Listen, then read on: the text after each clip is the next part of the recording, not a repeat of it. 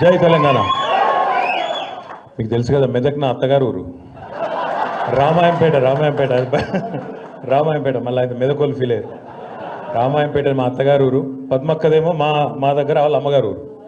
కాబట్టి అక్కడికి వెళ్ళి పిల్లని ఇక్కడికి ఇచ్చినాము, ఆడికి వెళ్ళి పిల్లని అటు తీసుకుపోయాను.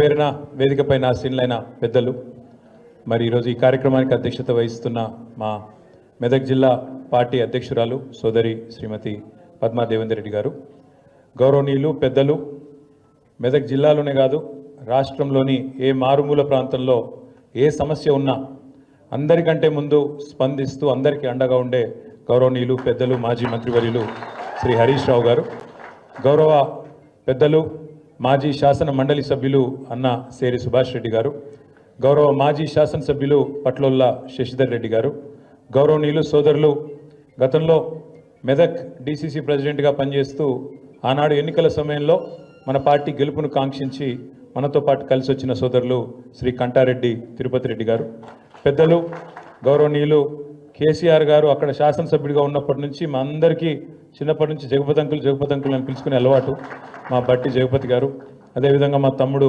మల్లికార్జున్ గౌడ్ గారు, అన్న నాగర్ కర్నూల్ మాజీ శాసనసభ్యులు గౌరవనీయులు అన్న మరి జనార్దన్ రెడ్డి గారు, సోదరుడు జితేందర్ గౌడ్ గారు, సోములు గారు, మా తమ్ముడు ఎర్రోళ్ళ శ్రీనివాస్ గారు, ఇంకా వేదిక పైన ఉన్న అన్నలందరికీ పేరున రావుల చంద్రశేఖర్ రెడ్డి అన్నగారు, మన పార్టీ general secretary head office in-charge, అదేవిధంగా ఈరోజు మెదక్ నియోజకవర్గంలోని వివిధ ప్రాంతాల నుంచి తరలి వచ్చిన మా తమ్ముళ్ళు, అద్భుతంగా మాట్లాడిన జీవన్ కుమార్ గౌడ్ గారు, అదేవిధంగా నరేందర్ గారు, రంగారావు గారు, ఇంకా పేరున వారితో పాటు కలిసి వచ్చిన మీ అందరికీ హృదయపూర్వకంగా తిరిగి స్వాగతం సుస్వాగతం.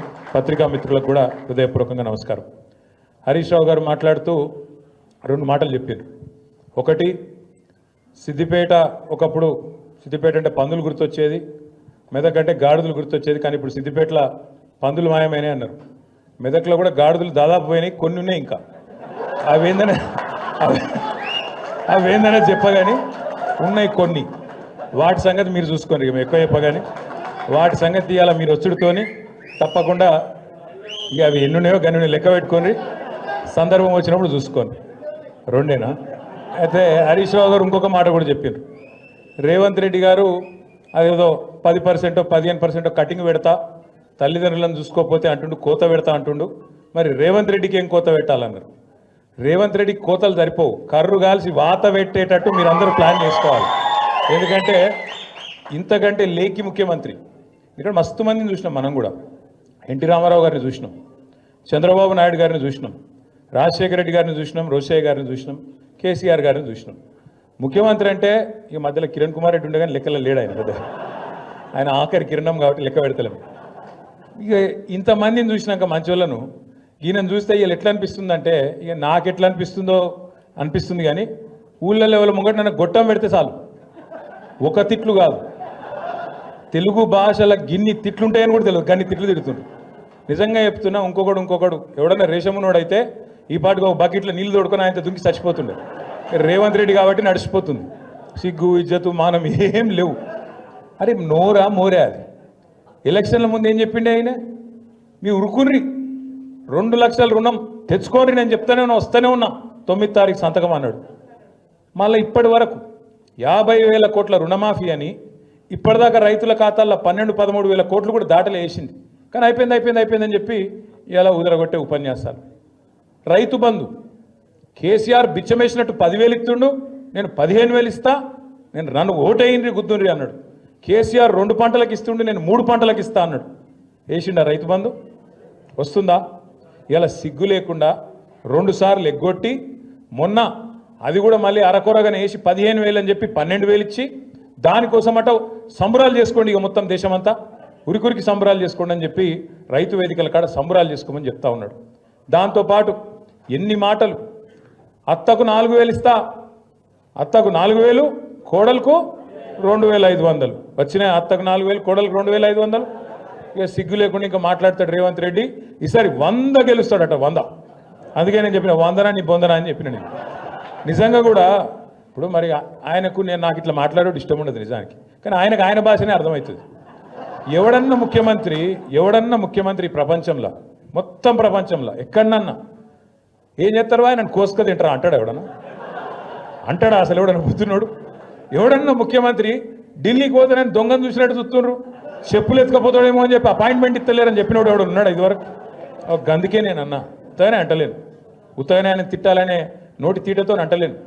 ఎన్టీ రామారావుని చూసినాం, చంద్రబాబు నాయుడిని చూసినాం, రాజశేఖర రెడ్డిని చూసినాం, రోషయ్య గారిని చూసినాం, కేసీఆర్ గారిని చూసినాం, ఇవాళ ఈయన చూస్తాను. చూసినాక ఏమనిపిస్తుంది మరి? గిసొంటి మాటలు మాట్లాడేటోడు తెల్లారి లేస్తే పనికి మాలిన మాటలు, అది ఇప్పుతే నోరు ఇప్పుతే పాపం ఇళ్ళకెళ్ళి డ్రైనేజ్ కంపు తప్ప ఇంకోటి రాదు. గబ్బు మాటలు, గబ్బు వ్యవహారాలు. కేసీఆర్ గారు లాంటి నాయకుడిని పట్టుకొని ఆయన మీద ఇష్టం ఉన్నట్టు మాట్లాడొచ్చునా? తెలంగాణ తెచ్చిన వ్యక్తి ఇవ్వాలని వాడు కూర్చున్నావు అంటేనే, ఆ కుర్చీలో కూర్చునే భాగ్యం నీకు వచ్చిందంటేనే దానికి కారణం కేసీఆర్ అన్న ఆయన అని నేను గుర్తు చేస్తా ఉన్నా.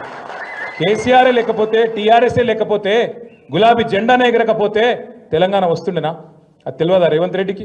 ఇలా పని చేసిపోయినాడే కదా హరీష్ అన్న కింద మన జీవన్ లెక్క ఆయన కూడా శిష్యుడుండే. హరీష్ అన్న మంత్రి అయిన రోజు డ్యాన్సులు కూడా చేసిండు ఇక్కడనే. ఇవాళ ఆయన పెద్ద పోటుగాని లెక్క హరీష్ రావు నువ్వు ఇట్లా అట్లా అని నోటికి వచ్చినట్టు మాట్లాడతాడు. నేనేమంటున్నా అంటే అధికారం రాగానే ఎగిరెగిరి పడితే మేము కూడా ఉన్నాం 10 ఏళ్ళు మంత్రులుగా, కానీ ఎప్పుడు కిషన్ పనులు చేయలేదు కదా, ఇంత లేఖిగా మాట్లాడలే కదా.